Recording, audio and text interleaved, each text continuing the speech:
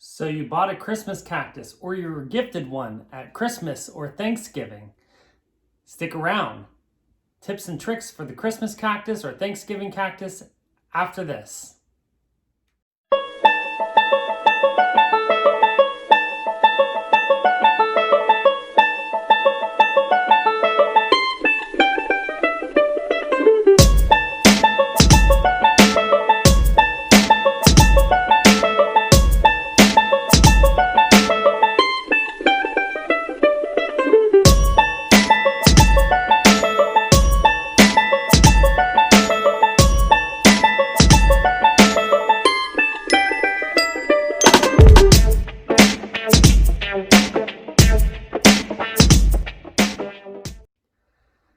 Hi everyone, welcome back to my channel if you are returning. And if you are new to my channel, I hope you're willing to hit subscribe and share this video to all of your friends and family who might also be interested in the video content that I'm providing. And make sure you hit like and the thumbs up button if you are enjoying what you see. Today's video is all about the Christmas or Thanksgiving cactus. They're pretty much the same thing. There are slight differences in the varieties, but they are of the same family of succulents. So these are, I believe they are all Thanksgiving cactuses. The most common plant in the United States these days are Thanksgiving cactuses, just because they are the most hardy and easily transported across the country for shops to send. So the most common way that you can tell a difference between the Thanksgiving cactus versus a Christmas cactus, the Thanksgiving cactus has more of a pointed edge on the leaf. So as you can see, they have a more pointed edge or scalloped edge on the leaf. And a Christmas cactus is a more rounded edge. So that's the main difference. They are the same family. They have the same type of flower. They are all different color varieties of flowers. I have 3 different color flowers here. One that is actually in bloom now, which you might be able to see. My largest one is currently trying to bloom. There is a couple blooms right there on my large one. It's a reddish pink color bloom. This one is my oldest plant. I've had it for about 4 years now. And then these other varieties, I've had this one for a year. This is a white flowering cactus, and I will probably call them all Christmas cactuses because they are commonly known as Christmas cactuses, at least in the United States. So this is a white flowering Christmas cactus I picked up last year at a shop. It got a little grown a little odd just because of the way I had it in the underneath. I had it underneath this one plant stand, and so in order for it to get to the light, it kind of got a little awkward in shape. I'm hoping to grow it in a way that it grows a little bit better this year, just to get it a little bit better shape looking, more like this plant up here. And then these 3 right here up front are all part of my yellow cactus that I ordered online last May. So there is, and this one is also trying to put out some blooms. This is actually going to bloom for the 2nd time this season. So it put out about 3 blooms earlier in about 3 weeks ago, and now it's going to bloom again. And I've never had one bloom twice in a row, but this one's going to now bloom again. And you can see there's 2 different blooms on that one right now. So first off, let's talk about what do you do when you bring your plant home from the store or when you're gifted a plant. I would first say, don't do anything at all. Allow it to acclimate to the new surroundings. You're going to want to find a place in your home that it likes, because while these are succulents and they're easy to maintain, they can be easy to maintain, they can also be quite finicky and hard to maintain. These are not the first ones that I've ever had. I've killed many Christmas cactuses. So knowing how to read your plants and knowing what it likes and what it doesn't like is going to take a little bit of time. So make sure you put it in a place that you think is going to be a good place, and just let it be there for a couple weeks. Allow it to take the light, take the water that you're giving it, and see how it does. Once, if it's not doing well and you're seeing the signs that we're going to talk about in a little bit, that it's not liking it, move it around. Make sure you find the place that it works best for your plant.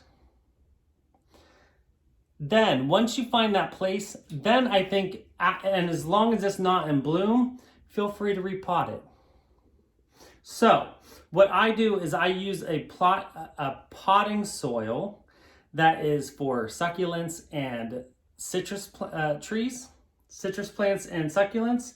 So it's a well-draining soil. I use a basic potting soil that you can buy at any box store, because that's what I have around here. I don't mix my own or anything. Feel free to mix your own if you want to go online and read about and research how to do that.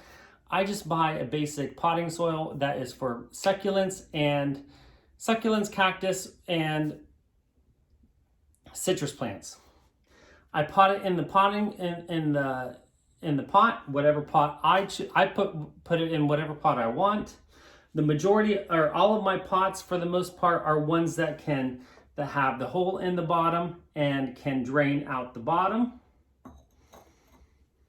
and I water it really well. I fertilize about once a month with a basic household fertilizer. I also occasionally will use Miracle-Gro succulent fertilizer. And so what you want to make sure is that whenever you're watering your plants, that you're just making sure that you are watering it really well, making sure that the whole pot gets wet, and that it starts to drain out the bottom, and then you let it dry out. You don't want to overwater these, that they're sitting in water, because they will begin to root rot. This one here, at one point I was overwatering it and I was starting to get root rot. And I didn't know I was overwatering it until I noticed that there was mold growing on the top of the dirt. Once I stopped watering it, it did so much better, and that's why I'm getting a second set of blooms, because it perked up for me. They will survive through harsh conditions, but they do much better whenever you read and pay attention to what's going on and to your conditions. So, some signs that you're not watering enough. Basically, you want to look for the leaves will start to shrivel up, and you'll see veins. You'll see wrinkles in the leaves. When you see that, you're not watering enough. So water a little bit more. The other sign that you're overwatering is and the reason I started overwatering, especially for this one, was the fact that whenever it changed from summer to fall and then into winter, you kind of need to cut back on your watering, because for one thing, the plants start to go into their dormant stage. And whenever you do that, whenever the plants do that, they don't require as much water. So therefore, you do not need to water as much. But also, at least in my area, because I'm in New Jersey, it's not as hot out. Obviously, because we're now in winter. But also because my heat hasn't been running as much, because I live on the second floor, and so I don't have to run my heat as much. It hasn't been hot enough in my apartment to dry out the pots. And so even though I was sticking to the same routine of watering like I was in the summer, I was starting to overwater because they were not drying out down in as much as they were on top. And so you want to make sure that the first inch or so stick your finger down in, make sure all the way down in is dry before you water more, because they do not need, it takes longer for the dirt farther down to dry out in the winter, because you don't need as much water. I hope I'm explaining that well.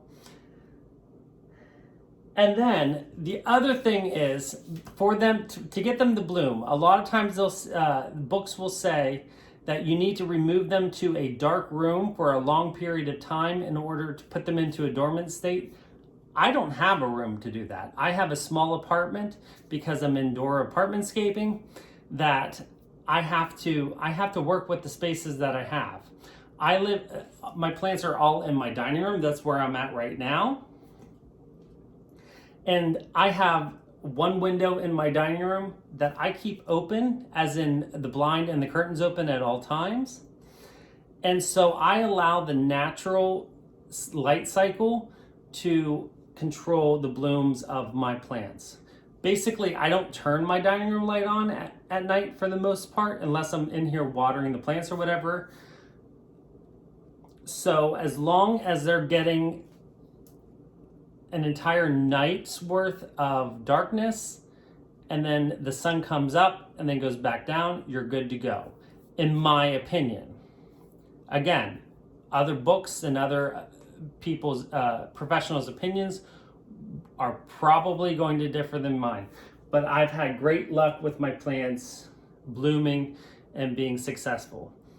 This year they have not bloomed as well as, especially my large one, but I think it's because I was overwatering, because it hasn't been as cold for my heat to run, so I was overwatering. So learn from my mistake and fix it, and hopefully now it will start to bloom again. But you just have to read your plants. So I hope you like this. If you have any more questions, please make sure you put it in the comments below. If you have any additional questions, feel free to email me. If you have any other ideas for videos, make sure you make sure you let me know in the comments or email me privately, and I will be glad to listen and put those into future videos. So until next time, enjoy your plants, and don't forget to always be creative.